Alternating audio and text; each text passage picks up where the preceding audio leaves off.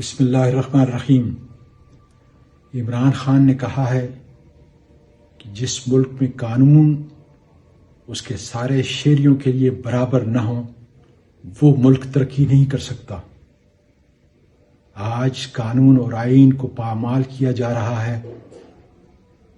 دکھ اس بات کا ہے کہ جس طرح عمران خان کو ان کی اہلیہ کے سامنے، ان کے ملازمین کے سامنے دھکے دے کر گرفتار کیا گیا زمان پارک سے، جس طریقے سے ہمارے ہزاروں قائدین، ہماری بیٹیوں اور ہماری بہنوں کو گرفتار کیا گیا چادر اور چار دیواری کو پامال کر کے، اور آج شاہ محمود قریشی کو جس طریقے سے دھکے دیے گئے، سپریم کورٹ کے فیصلے کے باوجود اس کو گرفتار کیا گیا، میں سمجھتا ہوں کہ وقت آ چکا ہے کہ اب ہمیں قانون کی حکمرانی کے لیے ہر قربانی دینی ہوگی۔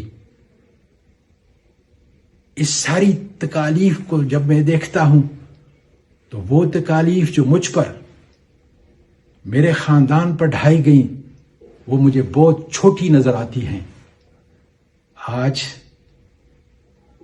پاکستان کے سب سے بڑے ڈاکو، سب سے بڑے لٹیرے نواز شریف کے خلاف ہم نے اعتراضات مانسیرا NA-15 سے داخل کرا دیے ہیں۔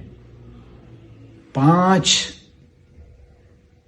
سپریم کورٹ کے جسٹس کی ججمنٹ ہے، اس کی روشنی میں اگر قانون، آئین نام کی کوئی چیز پاکستان میں ہے تو انشاءاللہ تعالی کل صبح پوری دنیا دیکھے گی کہ نواز شریف جس نے اس ملک کے ہر ادارے کو لوٹا، انشاءاللہ وہ ڈسکوالیفائی ہوگا۔ اور اگر قانون اور آئین اسی طریقے سے اس کو بادشاہ بنائے گا تو پھر 8 فروری کو عمران خان کو اور اس کے امیدواروں کو ووٹ دے کر بلے پہ آپ نے مہر لگا کر اپنے اور اپنے بچوں کی آزادی کا تحفظ کرنا ہوگا۔ پاکستان پائندہ باد۔